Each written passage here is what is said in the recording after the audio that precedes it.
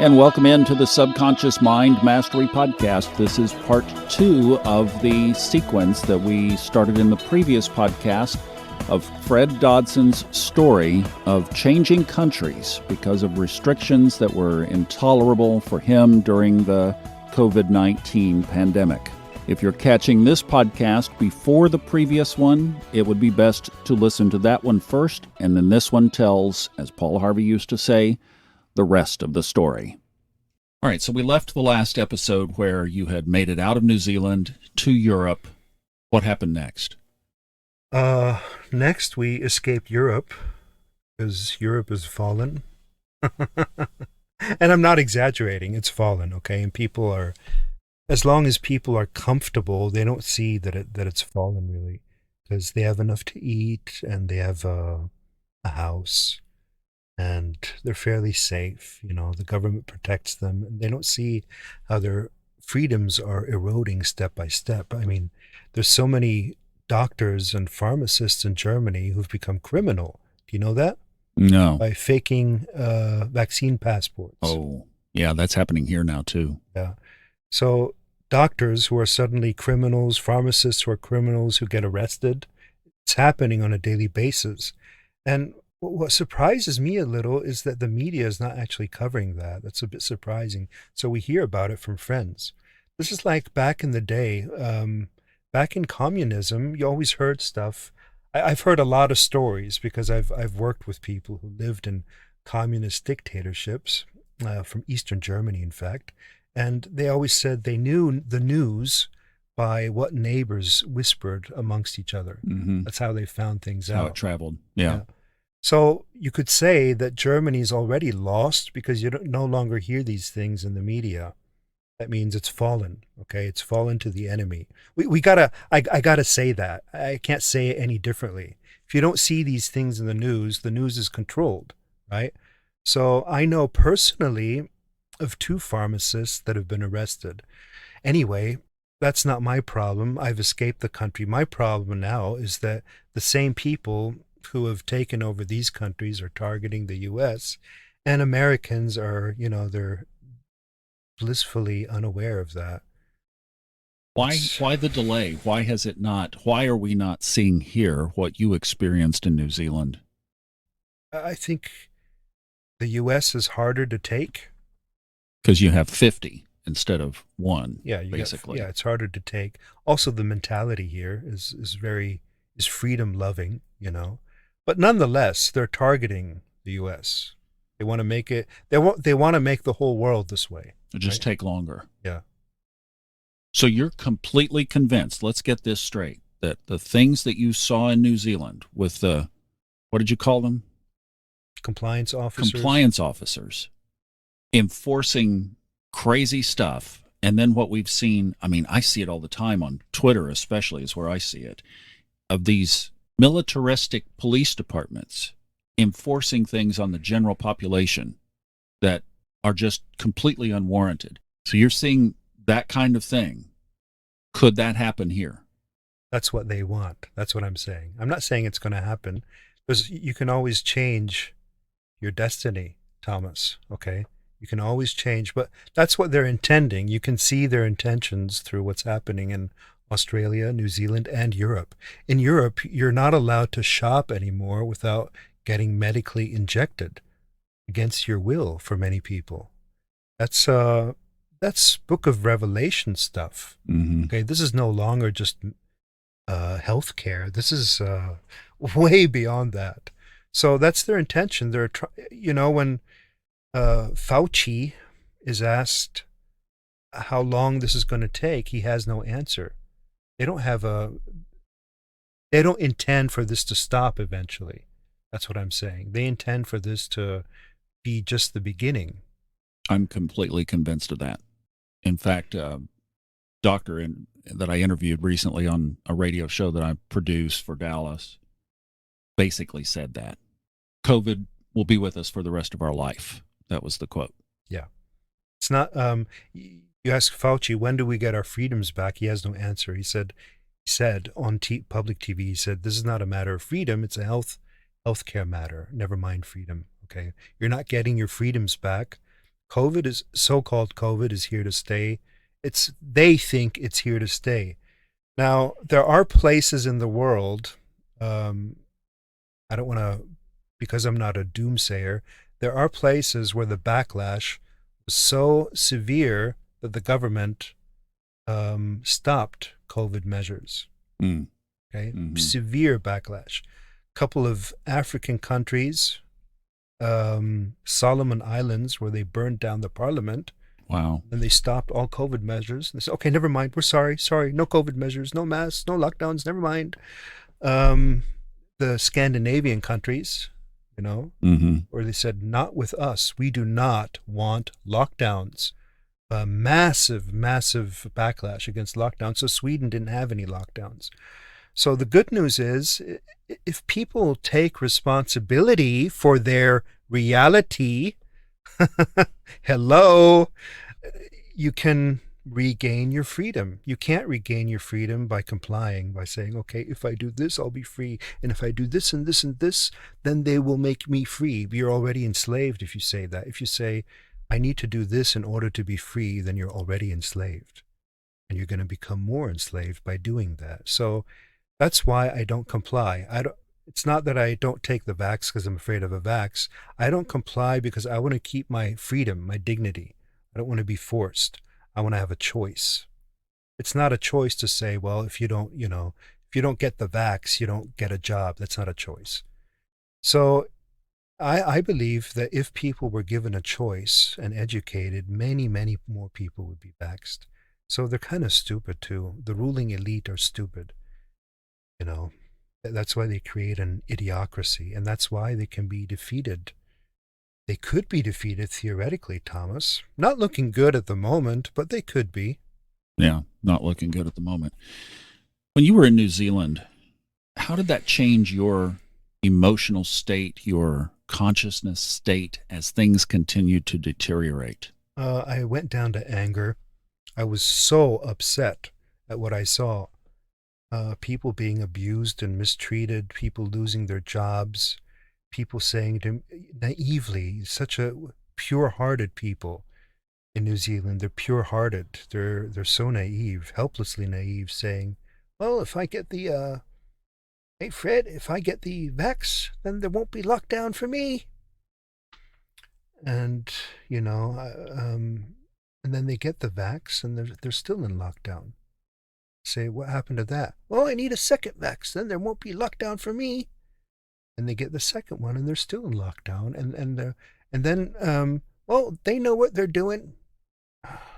Sad. Okay, sad and angry. That's why I needed to get out, for the sake of my job, my career. My career was on the line, because if I stay in anger, I can't do this job. Yeah, right. And I'm just going to rant. Then I'm going to be a conspiracy theorist. Yeah. And rant on the radio. Yeah. But I don't want to be a conspiracy theorist. I needed to get out for my peace of mind. And if they come to America and take over America, you know what I'm going to do? I'm going to go further out. There's always Antarctica. Antarctica? I don't know. That's what I thought, but meanwhile, I don't know. We could go run penguin tours down there. So what would you advise now, with what you've been through, the experience that is so recently fresh on your mind? Let's apply that to somebody not who's in a foreign country trying to escape tyranny, but they might be in a marriage trying to escape tyranny or abuse, or they might be in a job that now they have a new supervisor, that things just aren't going well, and they find themselves in that energetic tailspin. What would you advise they do? I've always taught this. I've always taught that it might be uncomfortable at first, but it's always long-term. It's always better and more successful and more healthy and more fun to exit abuse, to leave it, even if it's comfortable. Exit that. Don't settle for less. That's what I've been teaching. And if you stay in an abusive relationship, you settle for less. I was in an abusive country, and I didn't settle for it. And I just don't, and I never will. And I'm lucky, because I've been teaching don't settle for it. And that's why when this happened, I quickly got up. I let go of everything. I want to set an example for you. So I let go of my house, my friends, my connections, my properties. I let go of it all and just exited because it was abusive. I let go of a good life. I could have stayed, and played the game the government wants me to play, and I still would have had a good life, but it would no longer be a life, an authentic life. I would have compromised a little part of my soul. And to be honest, we've compromised little parts of our soul in many other things, not only COVID. And this whole COVID thing has actually helped me to stop compromising in other areas as well. So I'm like, this whole COVID thing has made me more free than ever before. There's a lot of games I'm no longer playing because of COVID, because I saw what abuse is. I no longer work with certain companies because in little ways they've been abusive, in lies. Telling lies is abusive, basically. Why do I need to work with these people? Why do I need to work with people who lie to me? So that's the beauty of it. That's also the beauty of this COVID, is that it's awakened a lot of people to what authenticity is. And even Thomas Miller here, who's sitting beside me, might be this van, this mobile home he's purchased, might be what he authentically is, just traveling around the world and being free. That might be what Thomas Miller is all about. So I've seen a lot of people become more authentic through this crisis, and maybe that's the whole purpose.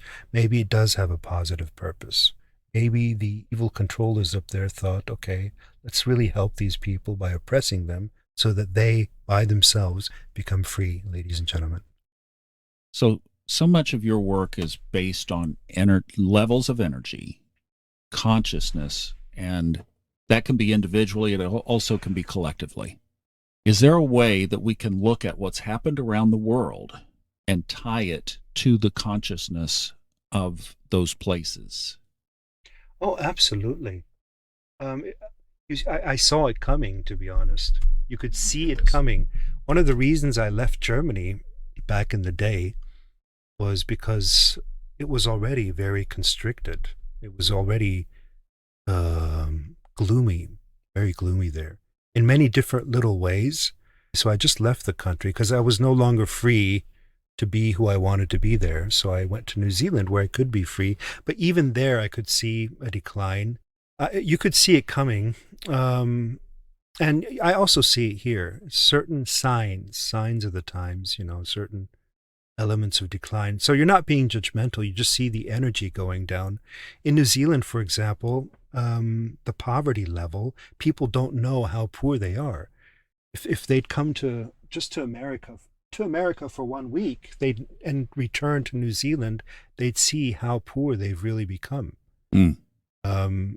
You can't purchase much there, for example, which is weird, They call themselves a free country and democratic and all, but you can't purchase much there, and the house prices are absolutely insane, double of what they cost here.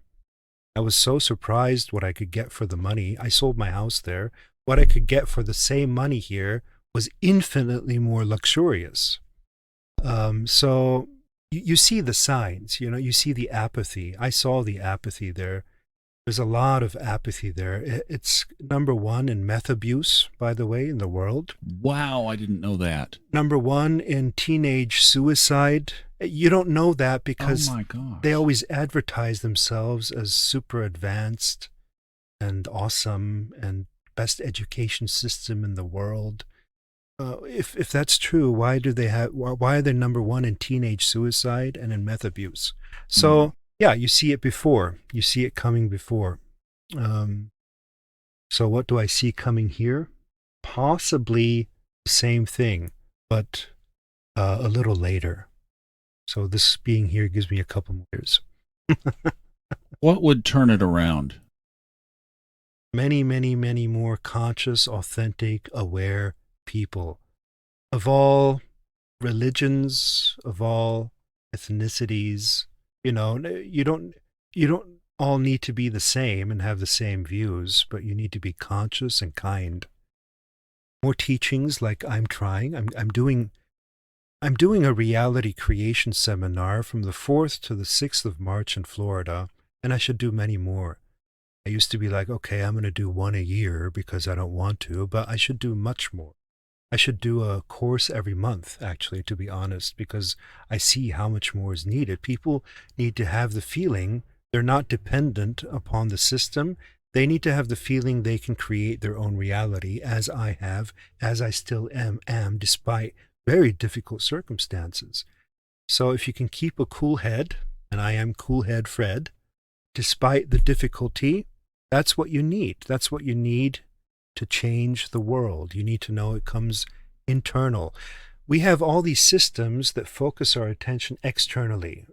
Even religion, even New Age religions, all of it, focus externally. So others fix it for you. A doctor fix it for you. A government fix it for you. Ascended master fix it for you. Angels fix it for you. All of this is external. And what we need is we need to take responsibility for our power, because our power has already been given. We already receive the power from above. We don't have to ask for the power. Okay? Whoever up there, please give me power. You've been given the power. That's why you were born here, to experience your power. You have a divine spark within you. You have the power. So begging for the power is not going to get you the power. You have the power. You need to use the divine power you have been given, the talents you've been given. I mean, you have the power to manifest stuff. You mentioned you and your wife put the pedal to the metal, if you will, on manifesting your way out of some of these situations. What were some of the key things that, like the common things that you were doing to get out of New Zealand, get out of these various areas where you were stuck? I actually posted the two main techniques that we used, the two main ones, recently.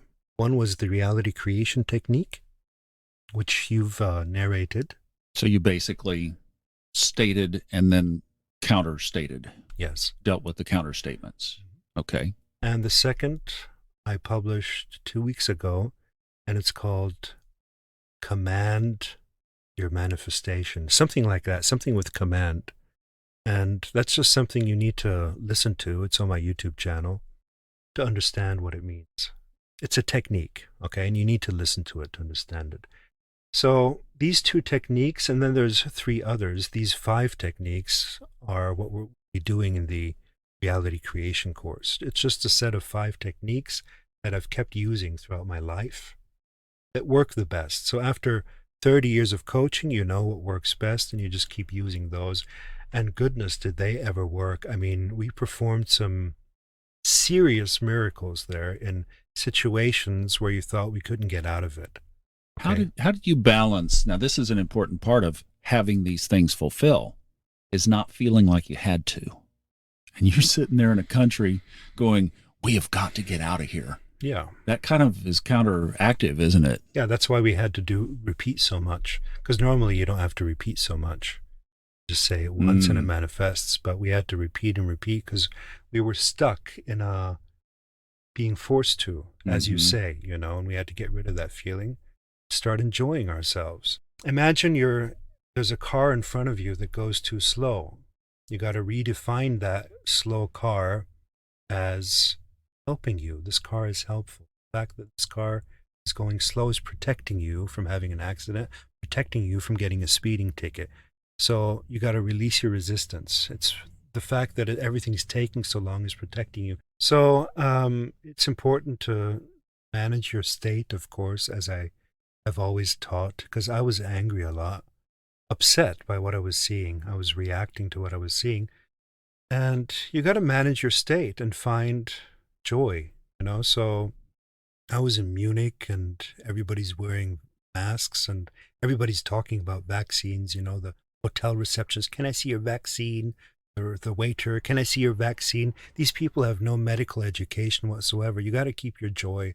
So we do things like we'd book, these scooters. Mm-hmm. We'd book scooters and ride around the whole city and laugh a lot. We'd shoot cool videos. We'd dine luxuriously in places that were subversive. That's the beauty. When tyranny comes, you know, that's the beauty. People get resourceful. So there was this Afghan restaurant, for example, totally luxurious, one of the best restaurants. I actually don't want to tell on him here, so I'm not going to tell you where they are. Somewhere in the world. Yeah, but they let us in without vaccine passports, and Thank you. he just winked at us. He said we don't have any, and he just winked at us and said, "Right this way, please." He was a subversive, you see. He asked. Yeah. He did his job. He Yeah. asked. Yes, Crazy yeah. man. I couldn't understand what he was. I couldn't understand his accent. And you had that back. Germany had that already back in World War II with the Nazis in the 30s. They had that. You'd have subversives. They ask you, "Are you a Jew or not?" "You're a Jew? Oh, okay. Right this way. You can eat here anyway, but don't tell anyone."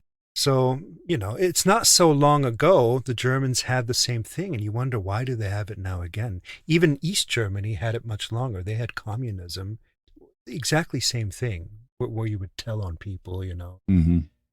Well, these are some of the things that we're all grappling with now. These are the questions and the observations. And, to bring it to the United States, I mean, you've got, as we said, you have 50 opportunities to define. And some of those 50 are living in fear. And some of those 50 are living in more bold freedom. Yeah, you have problems here too. So I'm judging the Germans, but it's everybody in the world's got their issues. Here in America, I told Thomas, there's too many pharmacies, and that's a problem. If you got that many pharmacies, that means much of the population is in apathy. And what happens when you're in apathy? Well, you're going to get tyranny sooner or later. And that's why I said to Thomas, if they keep going in apathy, they'll get tyranny. That's always the result throughout all of history. And you read that in levels of energy. Apathy leads to tyranny, attracts tyranny. Because if you're a tyrant, a psychopath, and you see all these apathetic people, what are you going to do? You're going to exploit them, Right. Use them. So after you came to the United States, you chose Florida. What was it about Florida? It's free. It's a free state. It's one of the few truly free states. I couldn't believe it when I first landed. I was traumatized. I landed here and I was clutching my mask everywhere I went till I realized you don't have to wear a mask. People do wear masks, but it's voluntary. Eventually, I no longer clutched it, and eventually I left the mask at home. And even though, you go to Target and they have these announcements, we highly recommend you wear a mask. But I realized the politicians did something where they can only highly, highly recommend it over and over again, but they can't mandate it. And I'm like, oh, that's the way it should be. If you want to wear a mask, wear a mask. If you don't, don't. This whole philosophy that me not doing something harms you is communist. It's really, it's an old storybook. If you don't wear a mask or take a vaccine, it harms me. So just your existence is harming me, but it's not true. It's never been true. It contradicts everything we know about reality. So that's why I'm in Florida. It's free. There are people here that don't want that. They demand lockdowns, they demand masks. Fortunately, they're not in the majority yet. Right. You mentioned that after you got settled finally in Florida, that you got your mojo back. You got your energy level back. Yeah. What did you do there? Nothing. All I had to do was be in an environment where I was left alone, left in peace. Okay, a respectful environment where I was left in peace, and that was enough to get all my energy back. I'm not harassed everywhere I go. I don't have to scan myself in. The police is not watching me all the time. The neighbors aren't ready to tell on me if I go for a walk. That's all that was needed, a respectful, kind, loving environment where I'm free to take a walk. It's as simple as taking a walk, Thomas. I don't ask. I said this to people. They're asking me, why are you leaving New Zealand? I said, I ask for nothing more than to play tennis. That's all I'm asking. Mm-hmm. Is that too much asked? No. Nowhere. No, it's not too much asked. So here, I can actually play tennis. What do you know? The madness of that statement, it shows you how evil these people are. Seriously, Thomas. I mean, wow. All I want is to play tennis, and I'm seen as some kind of enemy of the state. So that's still all I want. Now I'm here, and all I want is to play tennis, do a few coachings here and there, which I'm doing again. I couldn't do it there anymore. Write a few books, ride around in freedom, Do some seminars. do some seminars, go to a restaurant. Live your life. Yeah, live my life. So people have to ask themselves why, and they have to say no. They literally have to say no. They have to take off their masks, and if everybody takes them off, there's nothing they can do about that. What do you see ahead for the work now that what you've been through and you see freedom threatened, even here? What do you suppose will be your focus now? Well, it shows me that I was right to choose reality creation as a topic for my life. It's a good choice because more of that would be needed. Self-responsibility, freedom of choice. That's what reality creation is. So I need to keep doing that, but I also need to highlight the opposite of that because people literally don't know it unless they're shown, you know. People do not know what others are going through in other countries because it's not shown on the media. The media does show negativity, but only when it suits them. When it doesn't suit them, it's just not shown, you know. So I need to highlight the opposite of freedom. I need to highlight freedom and its polarity. And that's what I've been doing in my articles in the last 2 years. This is freedom. This is not freedom. This is success. This is not success. Like in kindergarten, right? It's almost like the work is needed now more than ever. Yeah. That's why I'm thinking about doing more than one seminar a year. I've thought back to of course, you and I both were born in the United States. Think back to our roots of those brave men and women who forged the trail for us to have the free lifestyle that we've had. And to realize that they had to literally fight, but today that the fight is more on the level of consciousness, I think. This is all about, you said it earlier, if the whole consciousness of a state, a city, a community were changed, then the outcomes around that would change. It's almost like it has to. Yep, that's true. It's a war of consciousness, a war of the mind, primarily. It's no longer with spears and all. And it works, you know. There's been, I'm sorry this stuff is not reported, but I post some of it. It works. If people get together and protest without anger, in a positive manner, with joy, with singing, with stating their goals clearly, it has an effect. It's already had an effect in this whole COVID thing. So government imposes certain things, and then there's positive backlash, and they retreat like scared little, what you call it? Rats. Yeah, exactly. Scared little rats. So it works, and I've seen it work, and it's fascinating to see the work of consciousness, of people, individuals' consciousness, and the effect that it has. It's very beautiful, actually. You know, it works. Positive, high energy, high vibration, confidence, ease, relaxation, humor, love, they work. Enthusiasm works. Anger doesn't work, which is why I had to get out of there. Because now I see it from the outside and the anger's gone and it can have a better effect, you know. I was surrounded by so much fear and people telling on each other. It was incredible. It was hard to maintain high energy, you know. It's good training, actually. See, this is one of the reasons I got the van, because we're pulled up next to a lake that is calm. I mean, it looks like you could walk right out there on the water. People have been coming and going, as you've heard in the background, and they've been doing their thing, and it's just peaceful. It's serene, and I can go chase this down anytime, anywhere. And that's why I did this, because I thought one of the biggest ways that I could keep my own energy up was to stay in beautiful places. I gotta say, and I told you earlier, this van idea is brilliant because in these times, they're shifting so quickly. You don't know what's going to happen at any given location. It could go south very quickly, and you have your van, and you go to your true north anytime you want. Exactly. Yeah. Can stay in this environment and connected to nature. And you were saying the virus is known, doesn't live outside. Sunlight kills it. So if I follow the sun well through the seasons, then I should be all right. Yeah.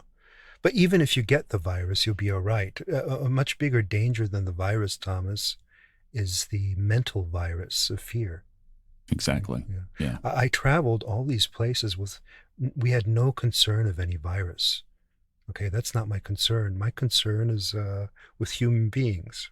Didn't take you long after you got to Florida to put a seminar together. Tell us what you have coming up. I'm going to take the 5 most used techniques, those that work the best in the last 30 years in my coachings. I've published 2 of them, which is the commanding manifestation that I published 2 weeks ago. We're going to practice that one, and I'm going to tell you more about it because it's brilliant. And the reality creation technique, which I've written about, done seminars about, and then 3 others that I keep using in my coachings that you don't know about yet, or not all of you know about yet. Some of my coachees know about them. We're going to take those 5 top best techniques, and we're going to spend 3 days only on those techniques. We're going to apply them to health. We're going to apply them to relationships. Going to apply them to money. Going to apply them to healing. You name it. We're going to apply them to your goals. So if you want to participate in this workshop, what you need to bring with you is goals and intentions and lots of optimism and the will to live your good and authentic and successful life, regardless of what's happening in the world. How selfish, huh? That's what they'll tell you. You're so selfish, having a good time. But that's what they've always told you. You see, long before COVID, you're so selfish, you're having fun while I'm suffering. Well, is my suffering going to help you stop suffering? It's not, because me increasing my energy, I'm better able to help you. I mean, I heal people. I work with them. I heal them. We do healing sessions. I couldn't heal them if I were suffering. I have to be funny and in a fun mood. Otherwise, I couldn't heal them. While I'm suffering, you're having a good time. You better hope I'm having a good time so that I can heal you. That's so true. Dates, times, and location. 4th to the 6th of March, Orlando, Florida. www.realitycreation.org. We've been talking around here lately that our very life is our teacher. And I believe that for Fred Dodson, what he has been through over these past 2 years and what he went through during the stories that you've heard here are going to pivot his work into a category that can only be described by, you ain't seen nothing yet. I am so grateful to Fred for the relationship that we have had for nearly 9 years now, and if God allows, we'll continue into this next phase. Thank you so much for listening. If you're catching this in 2022, we hope we'll see you at the event in Orlando. For Fred Dodson, I'm Thomas Miller from Lord Jupiter. Enjoy the journey.